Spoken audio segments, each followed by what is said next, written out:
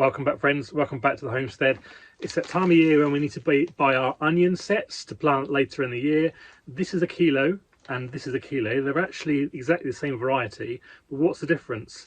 I'm going to explore these in this video, tell you the difference, tell you which ones actually will be bigger, and let you know a little secret that the shops don't want you to know. So let's take a deep dive into onion sets.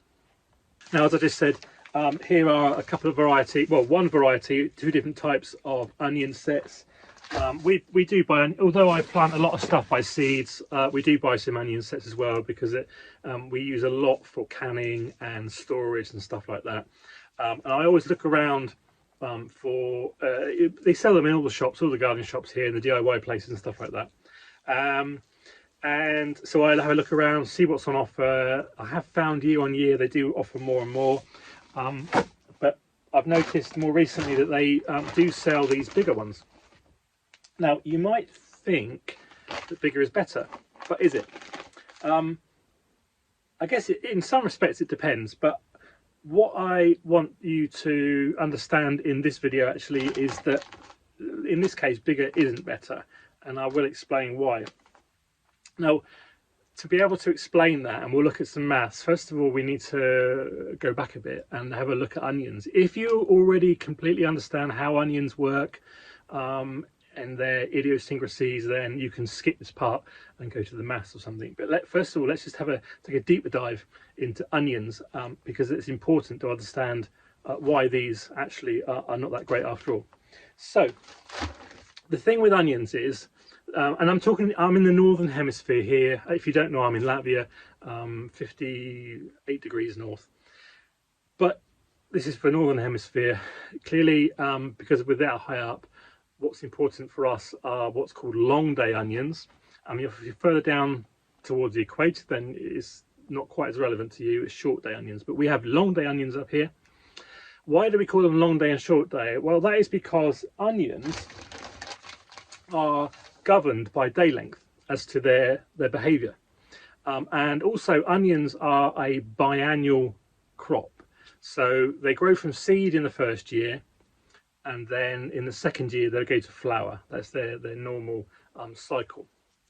And when onion sets like this are grown, if you're in America you maybe get onion plants, but these are onion sets. So basically they grow these in the first year, they grow them small, and then they stop them, they pull them out, stop them, dry them off, and then these are sold in the second year as onion sets. So clearly, as I've just said, the problem in the second year is that these will naturally want to go to flower, and some of them will go to seed. Same thing. So with that in mind, the other thing is how do they know when to go to seed? Well, it's done by day length. So they are very clever, and onions can detect when the day length changes. So when you get to midsummer and the days are slowly getting longer and longer and longer, and then after midsummer, around the 22nd, 23rd of June, they will detect it. I mean, not overnight, but they will start to detecting that the light is changing, the days are getting shorter, and then that will signal them to bulb up, to store all the energy into the bulb in readiness to go to flower, to go to seed. And yeah, so with that in mind, what we then need to think about is actually there's nothing to do with the size that will determine whether this onion will be bigger than one of the onions in here. Now, the reason that these are in a plastic bag is they need to be in a net normally like this, because they need to be aerated and stored in a cool place. They're only in here because I've just counted them, and it was easy to carry them around like that. So if on the basis that all onions are governed by the day length, you might be thinking, well, I'll buy these bigger onions because they will be harvested sooner. Well, these onions and these onions detect exactly the same day length, so they won't be ready for harvest until exactly the same time, give or take. So that's the first thing. You won't get a quicker harvest. And then the second thing, in terms of size, this variety, or any specific variety, is determined within a range as to how big it will get. So these stir-on onions, for example, will be somewhere between 150 and 200 grams in size. These bigger onions, these bigger sets, are not going to give you bigger onions. Now, you can argue that they're stronger, and they say, well, they're more likely to survive the kind of process and blah blah blah, and yeah, maybe. We can look at some of the maths in a bit, but the other issue to counteract that is clearly these ones have been left longer in the ground before they've pulled out compared to these ones, and so these ones, you can argue, actually are further on down the line in the process in their cycle, and actually are more likely to go to flower. That's the risk with these bigger ones. Now, you don't need to be a mathematician to understand that there are clearly many more smaller ones in a kilo than these ones, but how many? Well, I know for a fact there's 80 in this bag. I've already counted them. So what I need to do is pull this bag apart and count that, and then we can do some maths in terms of what sort of return you're going to get. Now, these cost exactly the same as these. Over here, about €2.20, something like that. So bearing in mind they cost the same, and there's more in this bag than in this bag, again, didn't really need to be a mathematician to understand that your yield is going to be bigger than this. But let's do some calculations on paper anyway.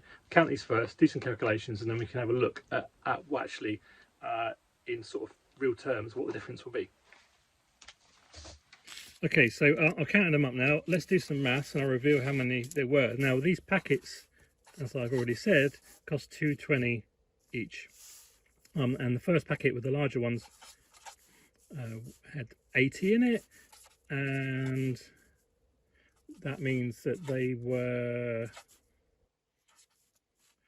2.8 cents each. So, and that means if we get the yield of about 150 grams per onion, then we should get about 12 kilograms if we don't lose any and none go to seed and all that kind of stuff. Perfect world, I suppose. So that works out about 18 cents per kilo, something like that. Now, in the bag of the smaller ones, we ended up with about 365. 220 equals about 0.6 of a cent for each of those little onions, and it's 365. Excuse the scribbling, but you'll get the point. Again, times the 150 gram average bulb size will give us about 54 kilograms yield, which works out about 4 cents of initial cost per kilo. So as you can see, it's a really big difference, about 4.5 times, isn't it, bigger, the difference between those sets, those two bags. And you might be thinking bigger is better, but actually the bottom line when you get to the end of your season is you're going to have, by buying the smaller ones, you're going to have about 4.5 times greater yield. You're going to have some losses, of course. Now I can tell you that there's the 3 different types. Now here's the other sort of, I guess, important point is these will still grow perfectly well. You know, I've been doing this for a few years now. I know just because these look much stronger than these will still grow. And they might get, occasionally you might get a bird pulling them out, you just put them back, but we still get the same. And this onion's destiny is the same as this one and this one. They all will grow to the same size and the same weight, average, of course, average across your harvest. They all need the same amount of water, they all need the same amount of nutrients, they all need the same soil, all those kind of things are the same. It's just that these you get fewer of in a bag, and that's what the shops don't want you to know. They want you to think that bigger is better and buy these bigger ones, and obviously they make it really costs them the same, because this is averaging as well from the year before. These would have grown in the same field as these, and it's all about averages really, but they just separate these bigger ones out into a bigger bag to make you think that you're going to get more for your money. but you don't. You get less. You get a lot less. In fact, you get 4.5 times less. So that's that. In terms of, the next stage is then to go and plant them out, and you'll just give the same spacings for these, whether it's this one or this one or this one, then require the same amount of space. I give about 12.5 centimeters around each one and plant them quite intensely, as you may have seen in other videos.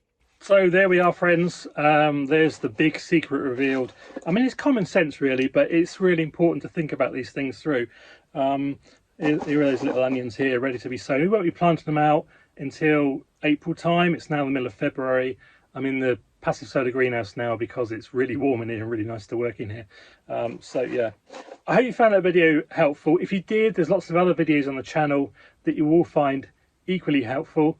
I've chosen one here, and YouTube have chosen one here for you to have a look at next. So enjoy those videos. I will see you in another video very soon. Bye for now.